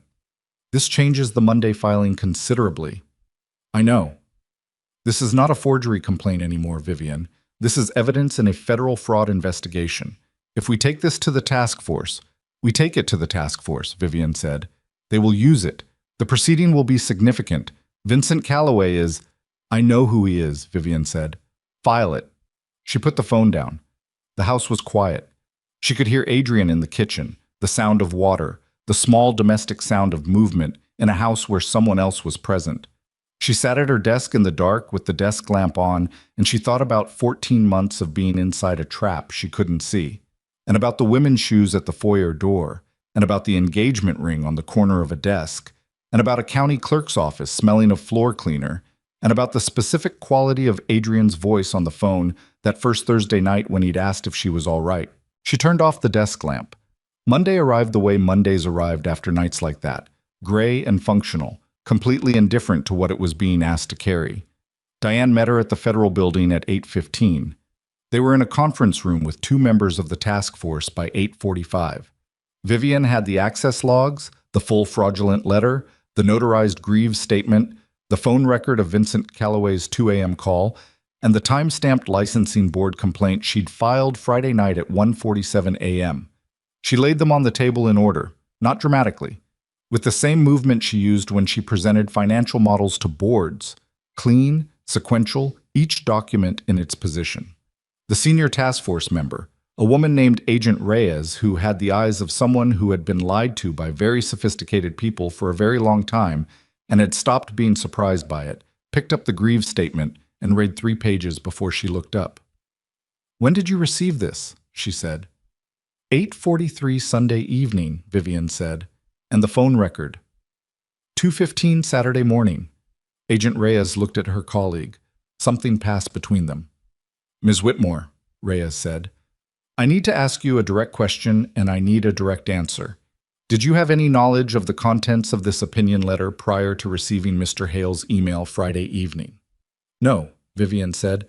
"Were you aware that your firm's letterhead and signature were being used in any capacity for the Southport Harbor financing?" "No." "And the access log from your IT system?" Reyes held it up. "This shows a third-party access window 14 months ago. You granted this access. For a specific document retrieval, 72 hours. The framework document that was exported was not the document the access was granted to retrieve. You have the original access authorization. In my files, yes." Reyes set the documents down. She pressed her fingertips together. "Ms. Whitmore, what you've brought us this morning alters the character of this investigation materially. I need you to understand what that means for your participation going forward." "I understand," Vivian said.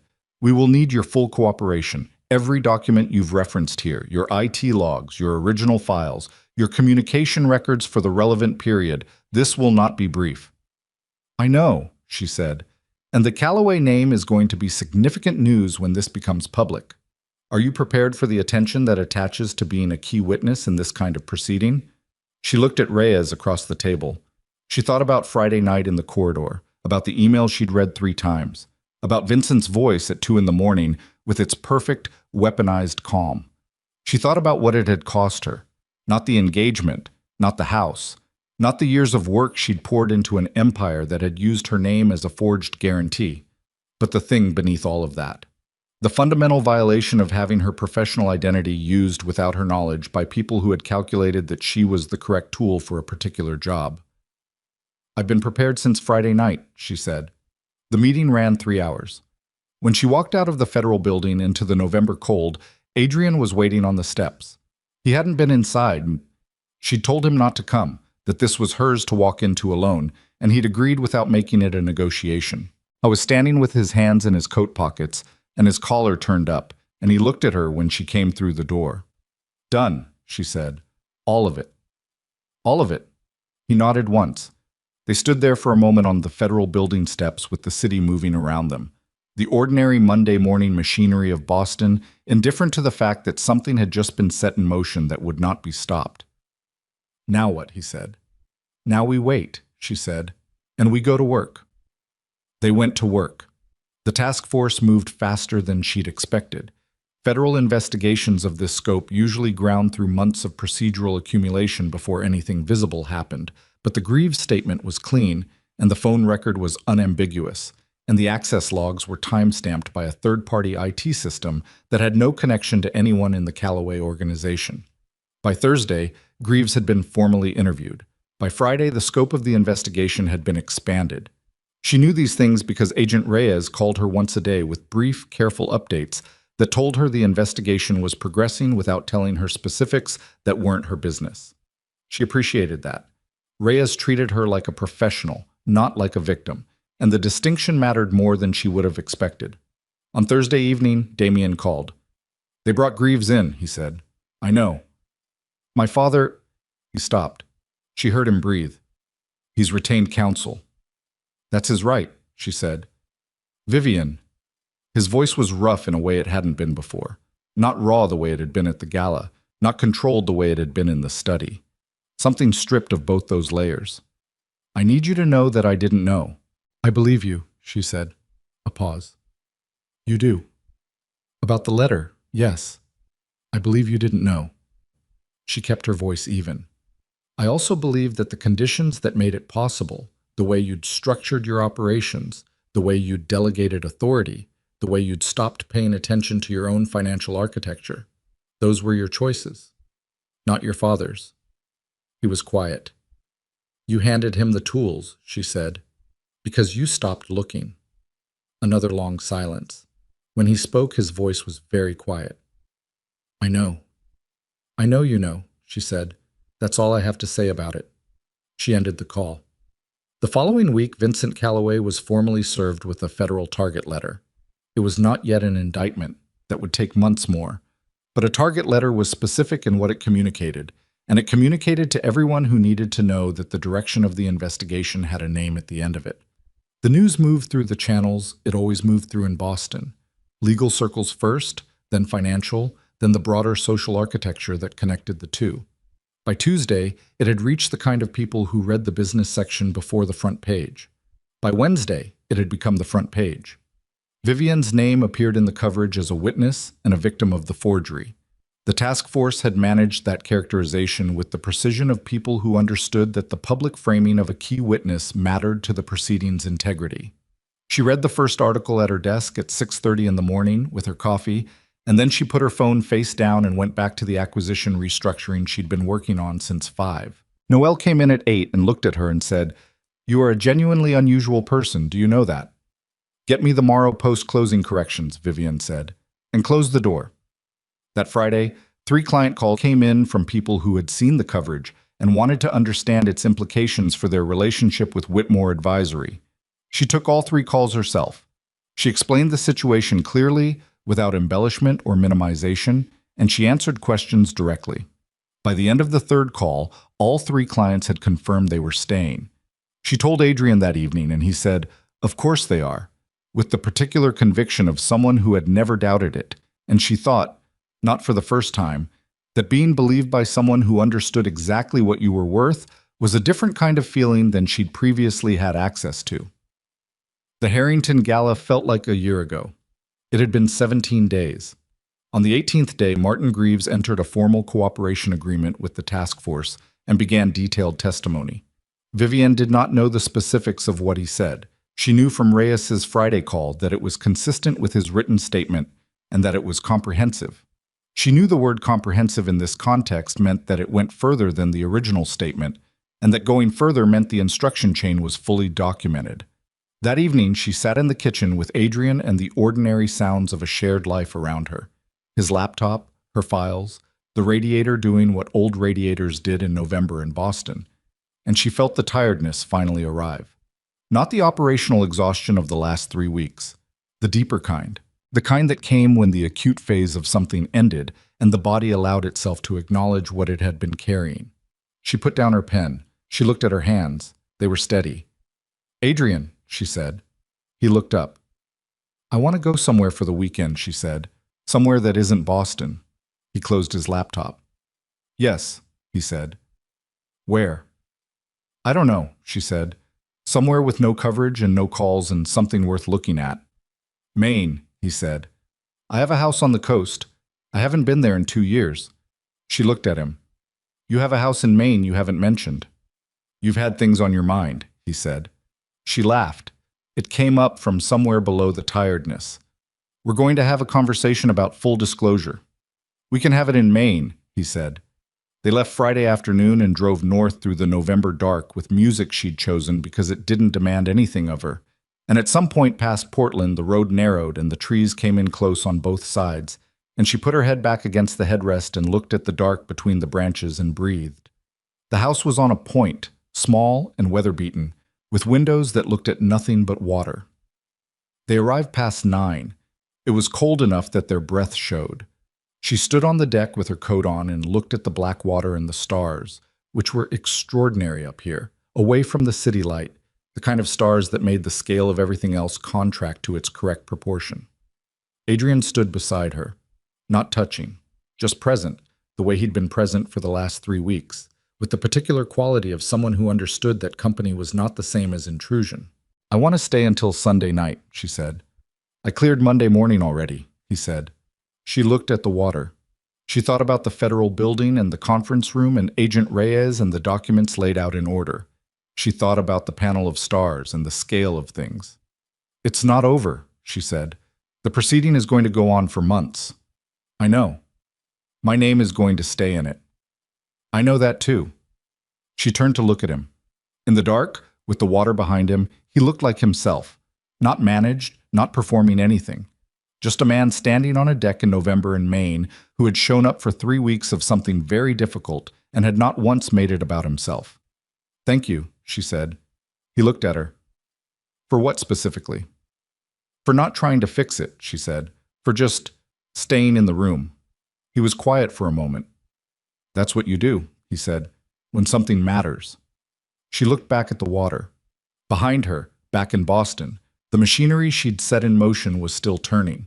The task force, the target letter, the Southport project in its final approach to the restructuring she'd predicted. The Callaway organization facing what happened when the load-bearing structures of an empire were revealed to be built on things that didn't hold. All of it still in motion, still unresolved, still carrying her name in its documents and its proceedings and its coming public reckoning. But for right now, on this deck, with the main stars doing what main stars did in November, she had this. The sound of water. A man who had not once asked her to be smaller, and the particular steadiness of someone who had walked into the worst room of her professional life and walked back out with the truth in her hands. She went inside to make coffee, and Adrian followed, and the door closed behind them against the cold. They came back from Maine on Sunday evening with salt in their hair and sand on the floor of Adrian's car, and by Monday morning Vivian was at her desk by 6:15 with the Southport restructuring model open and a fresh legal pad beside it. The weekend had done what she'd needed it to do. Not healed anything. She wasn't under the impression that 2 days on a cold coast could close what the last 3 weeks had opened, but it had given her back the thing she needed most, which was the ability to look at the full shape of what was coming without the weight of acute crisis distorting the proportions. She could see it now the way she saw complicated acquisitions, the structure, the timeline, the variables she could control and the ones she couldn't, and the specific sequence of moves that led from where things were to where they needed to end up. The federal investigation would take months, probably close to a year before anything reached a formal charging stage, and longer before any trial. She had been through enough corporate legal proceedings on the periphery to understand the machinery of it, the depositions, the document requests, the careful procedural accumulation that the public tended to experience as slowness, but which was in fact the mechanism by which things were built to last. Her role in it was defined: cooperative witness, victim of the forgery, provider of documentary evidence. Reyes had been clear about the parameters, and the parameters suited her. She was not a combatant in this proceeding. She was the person who had walked in with the truth and laid it on a table. What happened to the people who had built the trap was the proceedings business, not hers. What happened to Whitmore Advisory was hers. She spent Monday rebuilding. Not dramatically. She didn't hold a staff meeting or send a memo or produce a statement of values. She worked. She reviewed every active client file, identified the 3 that needed direct conversation before the news cycle reached them, and called those clients herself before 9 a.m. By noon, she had retained all 3. By 4 o'clock, Noelle had fielded 11 inbound calls from potential clients who had seen the coverage and concluded, with the logic of sophisticated people, That a woman who walked into a federal investigation with documentation and walked out the other side as a verified victim of forgery was probably exactly the kind of financial advisor they wanted. "This is weird," Noelle said, standing in the doorway at 4:30 with a printed call log. "This is genuinely weird. We're getting more business." "It's not weird," Vivian said. "They're reading the situation correctly. Trust is the core product. I have more of it now than I had 3 weeks ago because the provenance is documented." She took the call log. "Set up introductory calls for the ones who look serious. Screen the ones who are calling because they think proximity to a scandal is interesting. I don't want those." Noelle looked at her. "How do I tell the difference?" "Ask them what they're currently protecting," Vivian said. "If they can answer that question specifically, they're serious." She worked until 7. She went home to Adrian, who had made pasta because he cooked when he was in a good mood, which she was still calibrating as a data point. And they ate at the kitchen table with the television off and talked about the Baltimore port acquisition he was still considering and about a zoning decision that had come down Friday that affected 2 of her clients and about whether the main house needed its roof inspected before spring. It was, she thought, watching him pass the bread without being asked, because he'd noticed her look toward it, the most ordinary evening she could remember in years. She let herself have it, fully, without holding it at arm's length to protect herself from the possibility that it might be temporary. In the first week of December, Martin Greaves appeared for a second round of testimony that Reyes described to Vivian in their daily call as substantive. Vivian understood substantive to mean that it had reached into the specific decisions and the specific communications and named names with the particularity that formal testimony required. She did not ask for details. She didn't need them. What she needed arrived in her email inbox that Friday at 3 in the afternoon. A formal letter from the state licensing board confirming that the complaint she'd filed had been reviewed, that the independent investigation into the provenance of the opinion letter was complete, and that the board had determined the letter to have been produced without her knowledge or authorization. Her license was unaffected. Her firm's standing with the board was noted as in good order. The letter was precise and bureaucratic and entirely without drama, and she read it twice at her desk, and then she put it in the physical file she kept of things that mattered, and she sat back in her chair and looked at the ceiling. Noelle appeared in the doorway with 2 mugs of coffee. She set one on the desk without speaking. She looked at Vivian's face and said, "Good news." "Yes," Vivian said. "Very good, or just good?" Very, Vivian said.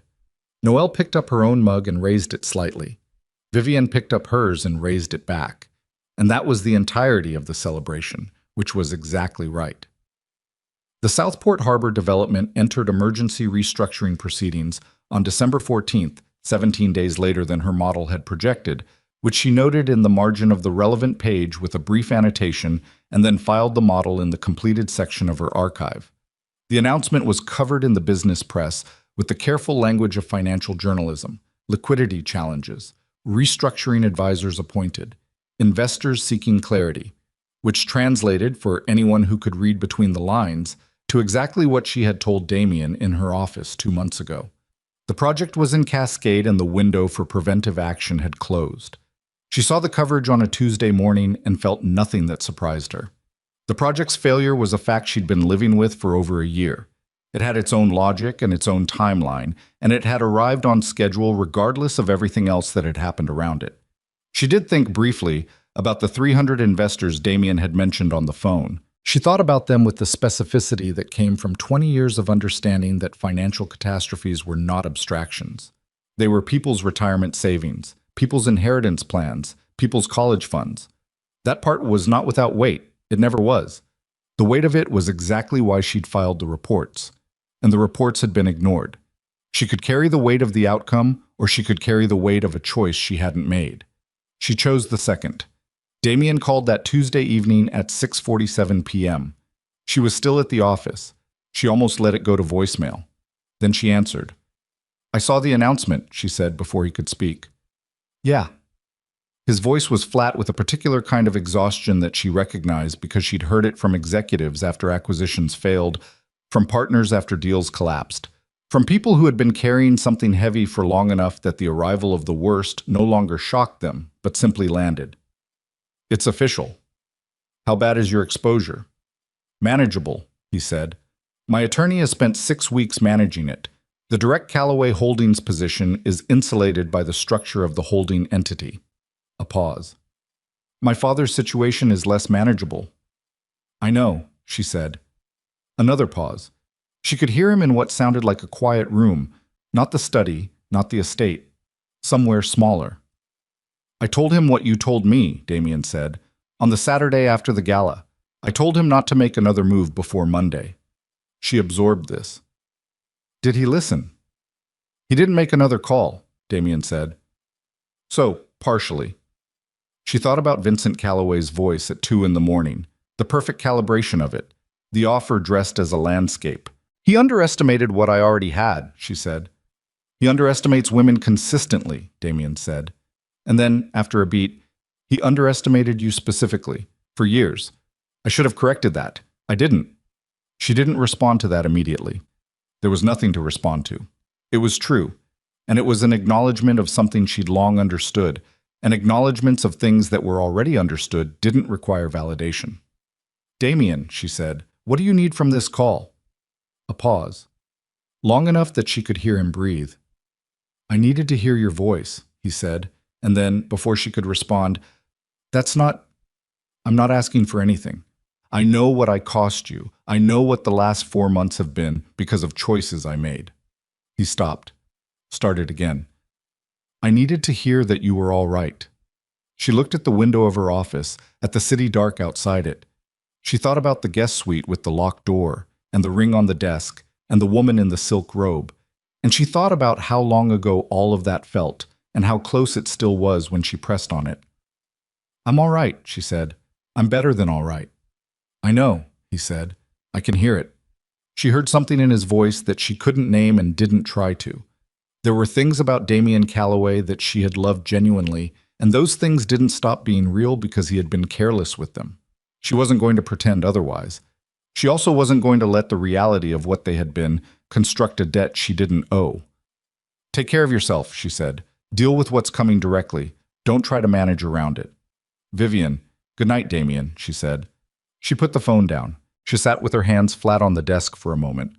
Then she closed the files she'd been working on, shut down her laptop, put on her coat, and went home. January came cold and dense. The investigation proceeded. The Greaves Cooperation Agreement produced, in the third week of the new year, what Reyes described in a call as a comprehensive evidentiary record, words that Vivian had learned to translate correctly, which was that the chain of evidence was complete and that what came next was a matter of prosecutorial process rather than investigative outcome. She said thank you. She asked if there was anything further required from her at this stage. Reyes said not yet, but soon, and they hung up. The soon arrived in February in the form of a formal grand jury subpoena requiring her testimony regarding the production and use of the fraudulent opinion letter. She spent 3 sessions with Diane preparing, which was less than either of them had expected because Vivian's recall was complete and her documentation was comprehensive, and there was very little that required interpretation. She had the habit, developed early, maintained throughout her career, of writing things down at the time they happened. She had emails, logs, reports, timestamps. She had the precision of a person who had never expected to need any of it, and had maintained it anyway because that was how she operated. She testified for 4 hours on a Thursday in February. She was not nervous going in and she was not relieved coming out. She was tired in a specific and functional way, the way she was tired after very long negotiations, and she went home and slept 9 hours and woke up the next morning and went to work. It was the week after her testimony that Adrian mentioned the celebration. They were in the kitchen on a Friday evening, and he was reading and she was going through a new client brief, and he said, without looking up from his book, "There's something I want to do." She said. "A dinner," he said. "Here. People we like. Small." She looked up. "For what occasion?" He looked at her over the top of the book. "We got married in a room that smelled like floor cleaner with a notary and your assistant." Marcus was perfectly competent. I know he was. I'm not criticizing Marcus. He put the book down. "I want to have people here. People who matter to us. Not a reception. Not that. Just dinner. With people who should have been there." She looked at him. She thought about Noelle and Diane and Eleanor Calloway, who had texted her twice since November with the spare warmth of a woman who communicated exactly what she meant and no more. She thought about Marcus Hale, who had sent her a brief email after her grand jury appearance that said only, "You did the right thing, both times." She thought about Adrian's partner at Blackwood Holdings, a man named James who had appeared at the townhouse twice and had the quality of someone who had been Adrian's friend for long enough that formality had burned off entirely. "Small," she said. "Very small." "When?" "March," he said. "When the weather starts to feel like something might eventually change." She looked at her brief. Then she set it down.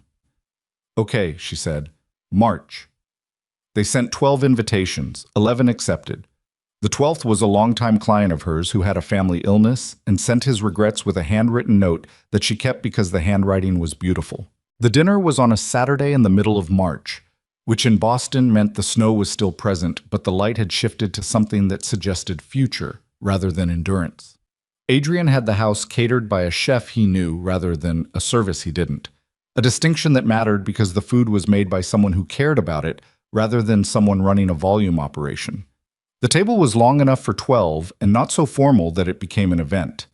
There were candles, there were flowers, not peonies, she noted, with the dark, private humor of someone who noticed these things, but early tulips in yellow and white.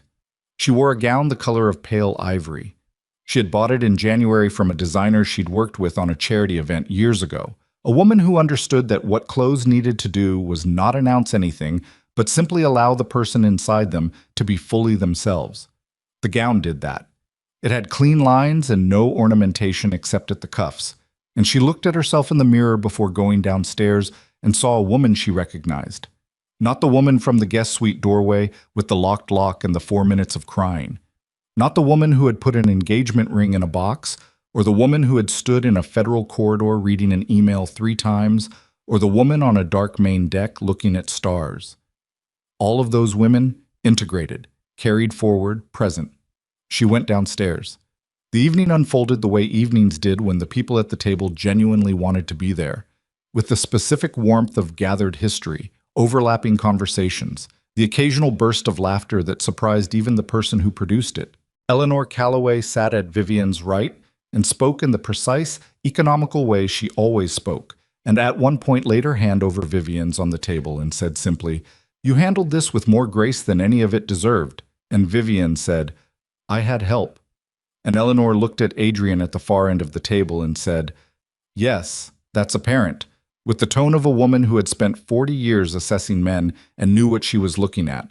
Noelle gave a toast that was exactly 4 sentences long because Vivian had specifically requested brevity, and the 4 sentences were, "Vivian Whitmore is the most competent person I have ever worked for. She is also the most stubborn. I have watched her refuse to be defeated by things that would have finished most people. I am profoundly glad she is still standing, and I am profoundly glad I get to stand near her." There was applause, and Vivian shook her head and drank her water. James, Adrian's partner, said something about Adrian that Vivian filed in the category of things she would think about later. Something about the years he'd watched Adrian move through his professional life with everything he needed except the one thing that the professional life couldn't provide. And how January was the first time James had walked into a room and found Adrian actually still in it, present and without the quality of a man waiting for something that hadn't arrived yet. James said it without sentiment, the way men said things when they meant them but didn't know how to dress them up. She looked at Adrian across the table and he looked back, and whatever moved between them was private and whole. They were clearing the main course plates when the bell at the front door rang. Adrian was at the other end of the table in conversation, and she was nearest the hall, so she went. The caterer staff were in the kitchen, and the rest of the guests were at the table, and she opened the front door onto the March night, expecting one of the late-arriving bottles of wine she vaguely remembered someone mentioning. It was Damien Calloway. He was standing on the step in a dark overcoat with his hands in his pockets, and he looked, diminished was the wrong word. He looked reduced to his actual size. The architecture of authority that had always surrounded him, the specific gravity of a man accustomed to rooms organizing themselves around his presence, was still there, but worn down at the edges, like something that had been through weather it wasn't designed for. He looked at her in the doorway in the ivory gown, and something moved through his face that he didn't control quickly enough. "Damien," she said. Her voice was even. I know, he said. I know I shouldn't be here. I'm not here to ask for anything. He looked at the street briefly, then back at her. I found out about the dinner. I needed to see. He stopped. I don't have a good reason. I just needed to come. She looked at him. She thought about who was at the table behind her. She thought about what Eleanor had said, and what Noelle had said, and what James had said about Adrian waiting for something that had finally arrived. She thought about everything this man had cost her, and everything she had built from the aftermath of it, and she felt, looking at him on the step, not rage and not triumph, and not the satisfaction she might have expected. She felt something quieter and less legible than any of those things. Pity was too simple. Understanding was closer. The specific understanding of someone who had loved a person and watched them make choices that revealed the distance between who they believed themselves to be and who they actually were, and had grieved both the person and the distance. You can't come in, she said. He nodded. He'd expected that. But I'll say this, she said, because it's true, and you should hear it from me. She put her hand on the doorframe. You are not a bad man. You made bad choices, and you made them because you stopped paying attention to what actually mattered. That's not a character deficiency. It's a habit. You can break it if you decide to. She paused. But that's got nothing to do with me anymore. He looked at her for a long moment. She watched him take it in, not deflect it, not manage it into something smaller, but actually receive it, which was something she wasn't sure he'd always been capable of. I know, he said. Go home, Damien, she said, not unkindly. He held her gaze for one more second. Then he nodded, once, the way a man nodded when he understood that a door had closed cleanly and without malice, and that pushing against it would not accomplish anything he actually wanted. He turned and walked down the steps, and she watched him reach the sidewalk and turn south and disappear into the March dark. She stood in the open door for a moment with the cold coming in around her. Then she closed it. She stood in the hallway with her hand on the door handle, and she breathed, in and then out, and the things she'd been carrying since the foyer of the Calloway estate on that rain-soaked Thursday in October, the weight of a life she'd been building in the wrong direction. She felt it leave her body the way things left when you'd finally put them somewhere with the right amount of intention. She went back to the dining room. Adrian looked up when she came in, and she could see him reading her face the way he always read her face, the quick private language of two people who'd learned each other's expressions faster than either of them had expected. She gave him the small nod that meant, I'll tell you later, it's fine, and he gave back the one that meant, okay, and she sat down and picked up her wine glass.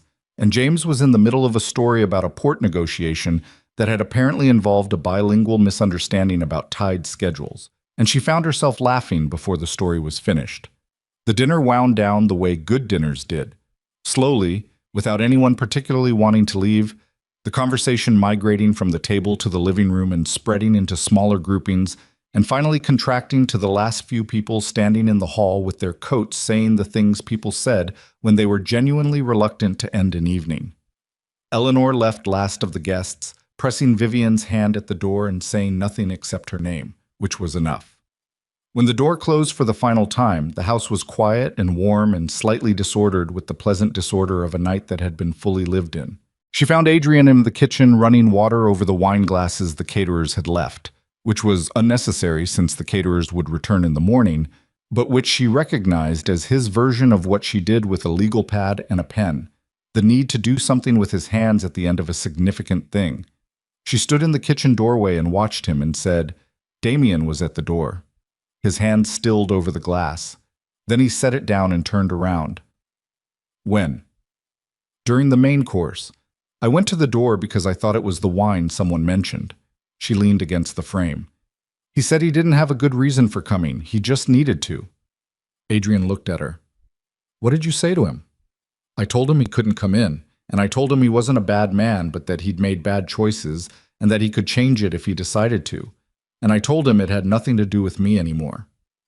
Adrian was quiet for a moment. Then, how do you feel? She thought about it honestly rather than reflexively. Like I finally gave something back to the person it belonged to, she said. Not a gift. More like returning something that had been in my storage too long. He looked at her with the expression she'd come to know as his most private. Not performed, not managed, The face he had when he wasn't constructing anything. "You know what I've been thinking about," he said. "Tell me." "That room," he said. "The clerk's office." Marcus with his very serious expression, Noelle looking like she was either going to cry or file a complaint. She smiled. She couldn't help it. She did both, eventually, in that order. "I keep thinking about how you looked when we walked out," he said, "like you just made a decision and the decision had agreed with you." She was quiet for a moment.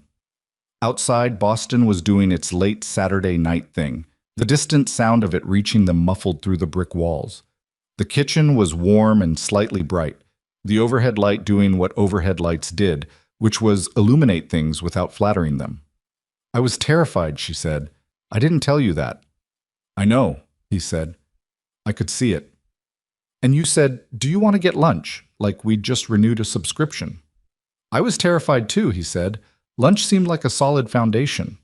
She looked at him across the kitchen, at the man who had offered her square footage when what she'd needed was not to be alone, who had sat at tables with her federal filings and legal pads until 3 in the morning and never once suggested that the appropriate response was to back down, who had stood in a cold Maine dark, not touching her and not needing to, who had made pasta when he was in a good mood and asked careful questions and learned her expressions and set the table with tulips in March, who had loved her, she understood now, with the specific kind of love that did not require her to be different than she was.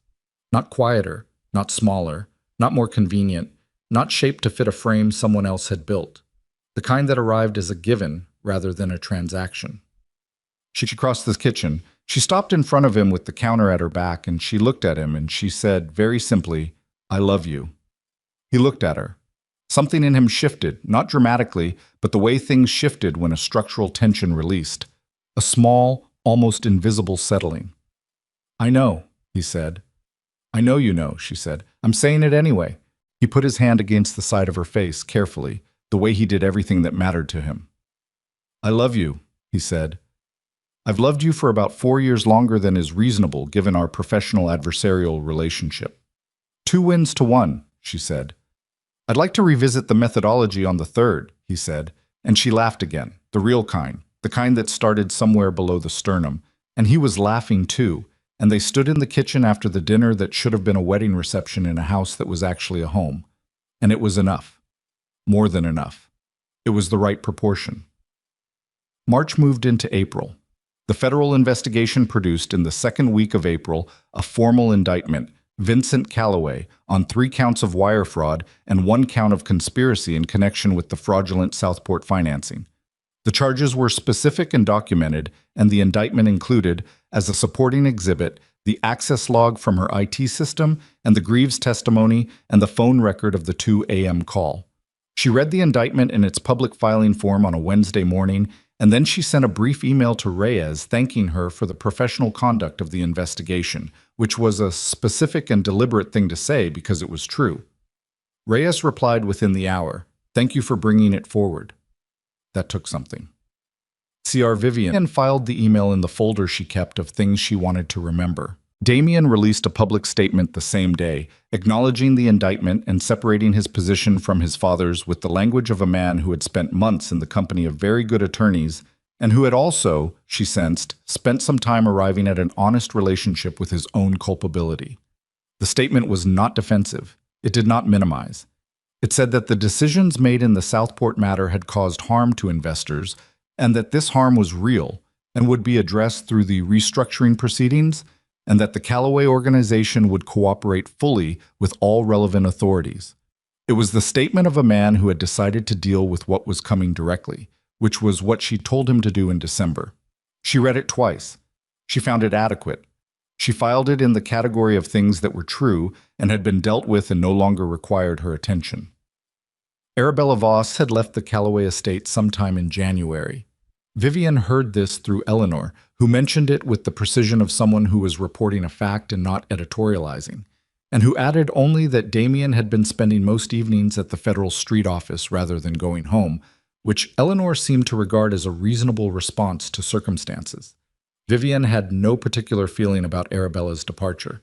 She had never disliked Arabella with the personal heat that the situation might have warranted, because she understood that Arabella had not constructed the situation.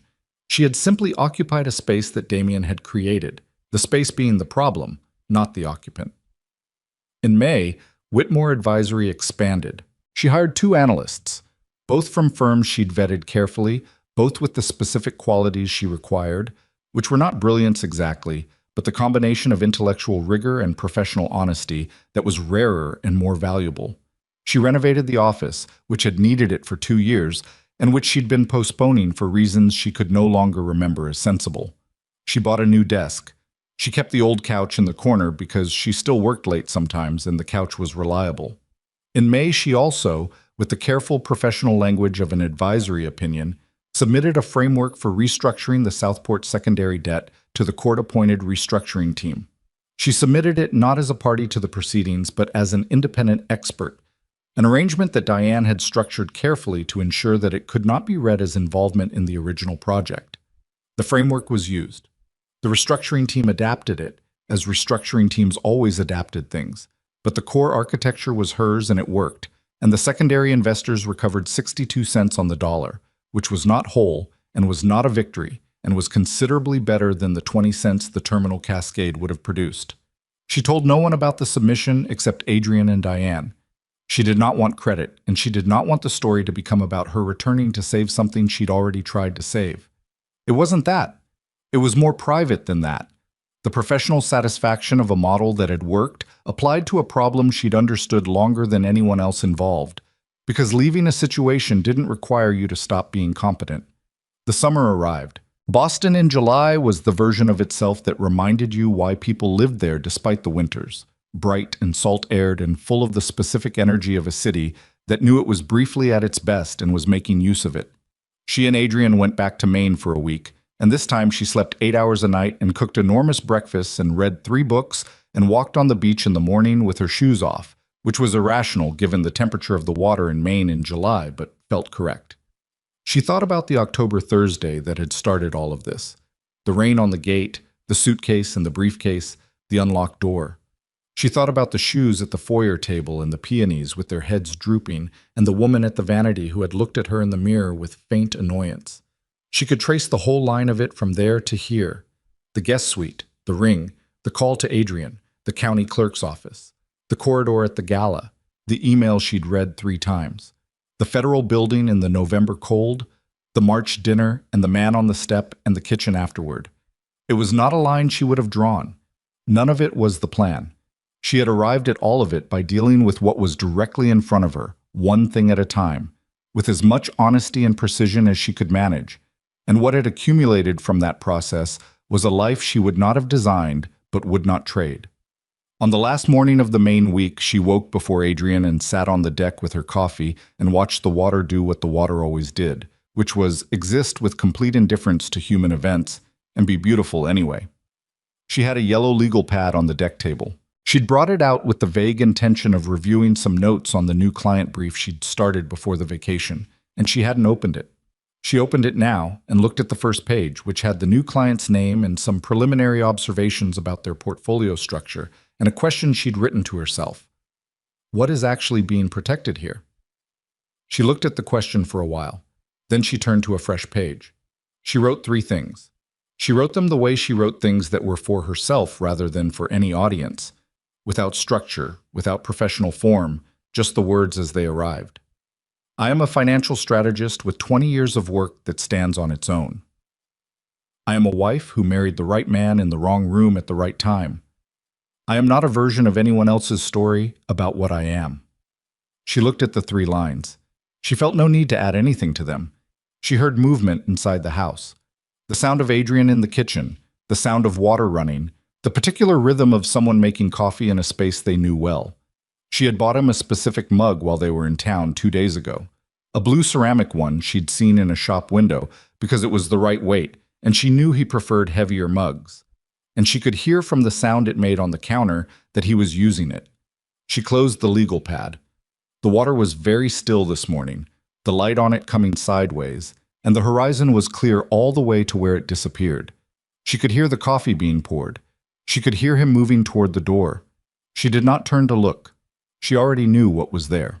She sat with her coffee and her yellow legal pad and the Maine morning, and she let it all simply be what it was, specific, ordinary, hers.